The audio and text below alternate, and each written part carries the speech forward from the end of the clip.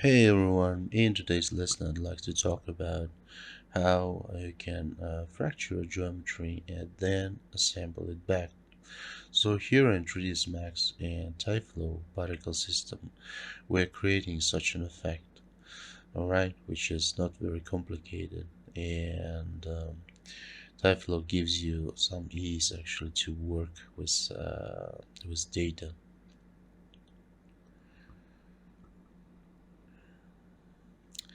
So here I prepared the scene. Let's create our tyflow system. So the idea behind this effect is to be able to manipulate our data. So by creating, by saving actually our initial position and rotational data or otherwise transformation, our matrix data, we are able to use this data afterwards to assemble our geometry back. So here we're converting our geometry into a particle system, particle geometry, and hiding the original one. Then we are adding our fracture node to create some fractured shapes, which we will use afterwards. Alright, here I'm playing with values just to get some nice shapes. Alright, and here we're using a physics node to convert our geometry into physics. This way we're seeing a result of those pieces affected by physics. Alright, so at this point we would like to save our data. uh, we'll use a custom properties node by setting values to this node we're saving our data. So we have a float data, vector data, and some metrics data. Okay, so we will use the metrics data by using transformation matrix and by assigning a name to our data. uh, this way we will create the necessary data that we will use after. Okay, so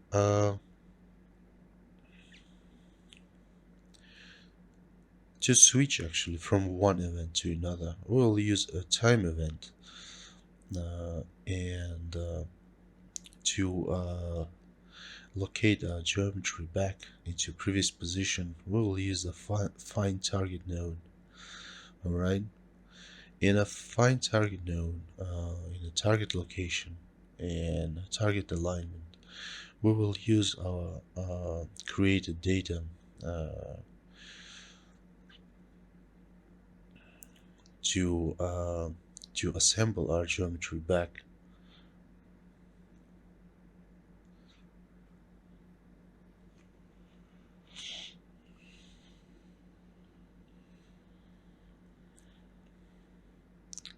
Okay, now as nothing is happening yet.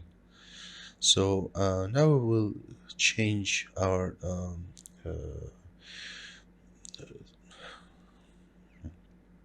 uh, the controlling method. So it was velocity by default, but we are choosing by time. So we're giving 25 frames to our geometry to assemble. So still not completely assembled because it's being affected by the physics. Here we are deactivating our physics. Alright, and it's almost done, but still there is some gaps between pieces. And we will use the stop by zeroing out our velocities. This way we can see our object is completely assembled. Okay, So by extending our time event, we are giving the first event to actually happen. All right.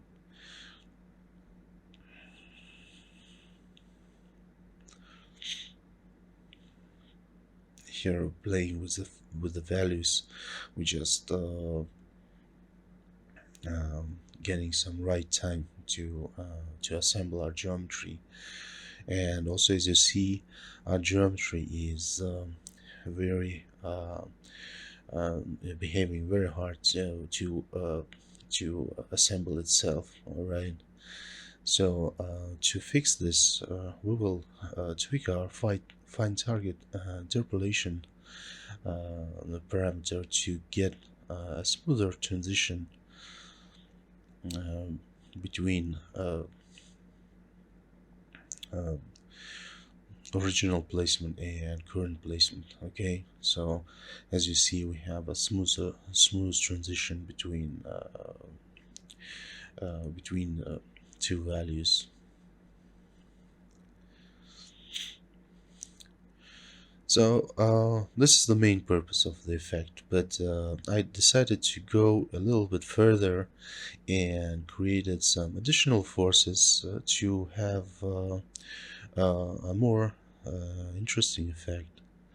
So by adding some additional forces, I can achieve some interesting results. Here I decided to create actually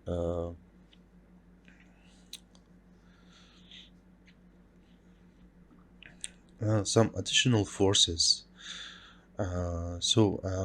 P-bomb force uh, will push your particles away from the icon center. Okay,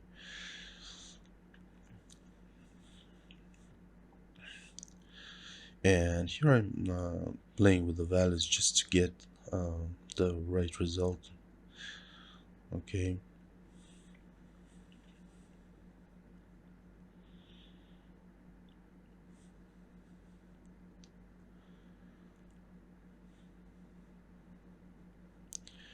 so as you see, our particles being pushed by this force, and I don't want to push this too far because I wanted to stay to keep all the geometry in the view. All right.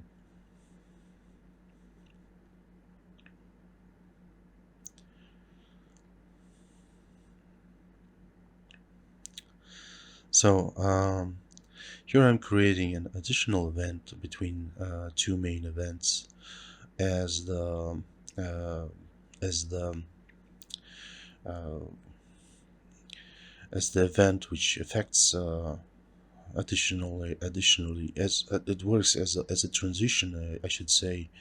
So here I'm adding some vortex forces and drag forces uh, to create an additional effect.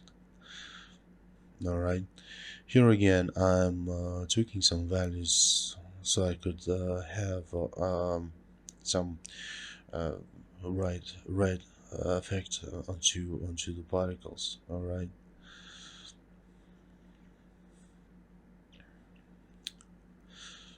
The same I'm doing with the uh, vortex forces. All right.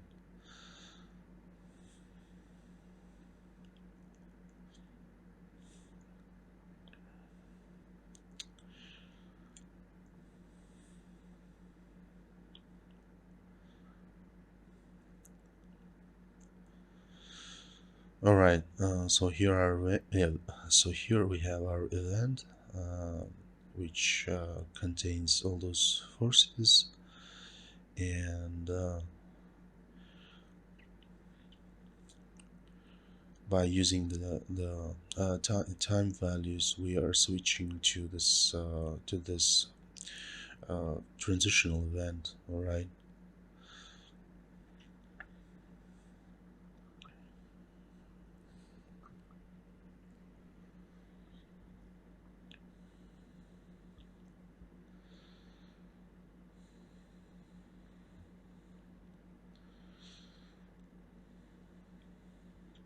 So here I'd like to actually to get a nice spinning effect, but not that crumbling in the center all that much. So I'm trying to um, loosen my particles a little bit. All right.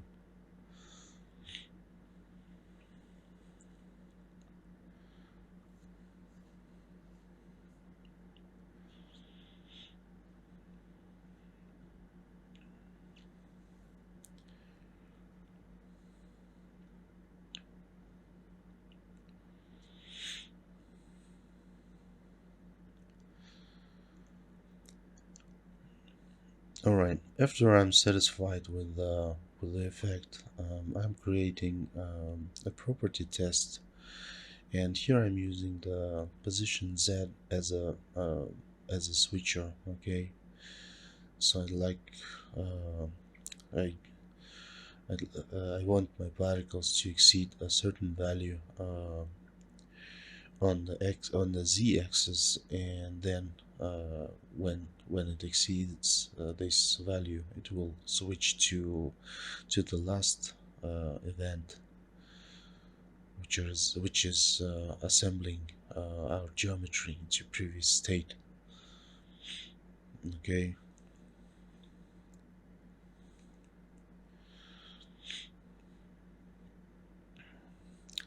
So here again, I'm playing with the values, and I'd like my vortex to lift this particle a little bit, so the transition could take place. All right. So here I'm having. It's too fast, I think. Something in between. All right.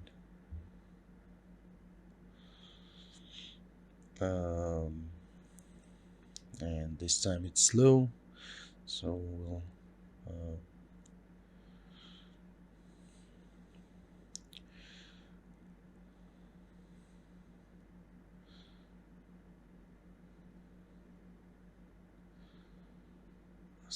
still we need increase our axial drop. Okay, 0.5.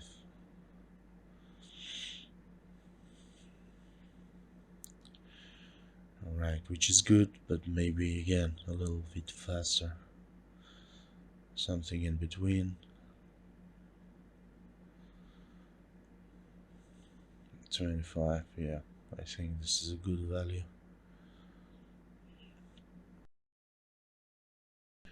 So I decided to stop at this point. I think you get the idea of overall how to create this type of effect. So, and you can push your own effect further from this point. Yeah, and this is all that I'd like to share with you this lesson. I hope you liked the lesson, and if information was useful, please subscribe. So thank you very much, and good luck.